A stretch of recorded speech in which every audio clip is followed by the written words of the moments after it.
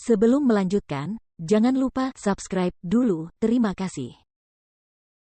Bab 285 kembali ke kota bulan berawan. Feng Jiu duduk di atas si tua putih dan menatap ke bawah ke arah dua lelaki yang terjatuh ke tanah dari tempatnya yang tinggi. Suaranya yang terdengar malas terdengar dingin dan jauh ketika keluar. Kalian berdua sebaiknya tidak terus mengikuti kami, atau lain kali pelajarannya tidak akan sesederhana itu. Setelah memberikan peringatan itu, dia lalu berbalik dan menyerang perut Old White sambil berteriak pelan, saat Old White terlihat segera berlari kencang di depan. Leng Xuang segera memacu kudanya ke depan untuk mengejar dan tak lama kemudian, kedua wanita itu menghilang dari pandangan kedua pria di tanah.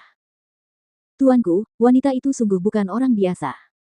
Pria paruh baya itu melihat mereka pergi dengan kuda mereka dan dia tidak dapat menahan napas lega.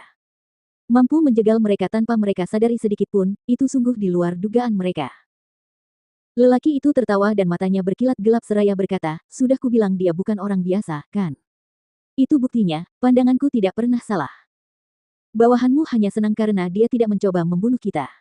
Dalam keadaan seperti itu, jika dia ingin membunuh mereka, dikhawatirkan mereka benar-benar tidak akan mampu bertahan hidup. Pria itu melirik pria paruh baya itu dan berkata, dia bahkan tidak tahu siapa kita, dan tidak ada dendam di antara kita. Mengapa mereka ingin membunuh kita? Suaranya berhenti sejenak dan sudut mulutnya kemudian melengkung sementara sorot mata yang penuh tekad bersinar sebelum dia melanjutkan dengan berkata, tetapi aku tidak menyangka bahwa kecantikan yang tiada taraf akan muncul di sini, di negara kelas 9 yang rendah seperti Sun Glory. Dia benar-benar pemandangan yang tak terlupakan. Benar saja. Pertemuan singkat itu saja sudah membuatnya berpikir untuk mendapatkannya. Hal pertama yang menarik perhatiannya adalah kecantikannya yang tiada taraf, diikuti oleh keanggunan tubuhnya, bersama dengan rasa dingin yang tersembunyi di dalam matanya. Apa yang tidak diduganya adalah bahwa dia mampu membuat mereka berdua jatuh cinta tanpa mereka sadari, dan tampaknya begitu mudah. Pikiran itu, akal itu, justru membuat niatnya mengejar Rock menjadi lebih serius. Wanita itu adalah wanita yang sangat diinginkannya. Ia berpikir, untuk menaklukkan wanita sombong dan dingin yang terhimpit di bawah tubuhnya. Itu akan benar-benar memberinya rasa pencapaian yang luar biasa. Feng Jiu tidak menyadari niat yang ada di dalam hati pria ini.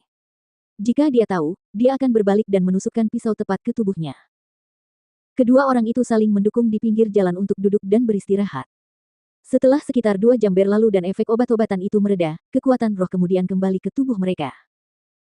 Tuanku, apakah kita akan kembali ke negeri Green Galok sekarang? Pria paruh baya itu menatap pria itu dan bertanya. Pria itu berpikir sejenak sebelum menjawab, Kami akan kembali dulu dan kemudian mengirim orang ke sini untuk mencari tahu identitas wanita itu. Baik, tuanku. Pria paruh baya itu menjawab dengan agak tidak berdaya. Meskipun dia merasa bahwa wanita itu lebih baik dibiarkan sendiri daripada harus mengganggunya, tetapi Tuhan peduli padanya, oleh karena itu, tidak ada pilihan selain melakukan apa yang Tuhan katakan. Di sisi lain, Leng Xuang bertanya dengan tidak mengerti, Nyonya, kapan Anda menggunakan obat-obatan itu? Bagaimana mungkin saya tidak melihat apapun? Orang-orang di belakang telah mengawasinya sepanjang waktu. Bagaimana dia melakukannya tanpa diketahui? Feng Jiu melengkungkan bibirnya dan berkata sambil tersenyum, jika kau bisa melihatnya, lalu bagaimana mungkin kedua pria itu bisa tertipu? Dia menatap ke jalan di depan sambil terus berkata, setelah kita sampai di kota bulan berawan, bawa kayu jiwa dewa ke bukit bunga persik dan biarkan mereka menjaga tempat itu. Juga, bawa adikmu kembali ke kediaman Feng. Mendengar itu, wajah Leng Xuang pun menunjukkan sedikit senyum. Baik, Nyonya. Memikirkan adik laki-lakinya, kelembutan memenuhi hatinya. Mereka menempuh perjalanan dengan santai, dan butuh waktu sekitar setengah bulan sebelum mereka sampai di kota bulan berawan. Sesampainya di kota bulan berawan, Feng Jiu dan Leng Xuang berpisah. Leng Xuang menunggangi kudanya menuju ke Peach Blossom Ridge, sementara Feng Jiu menunggangi Old White menuju kediaman Feng bersama Sunny dan Little Ball.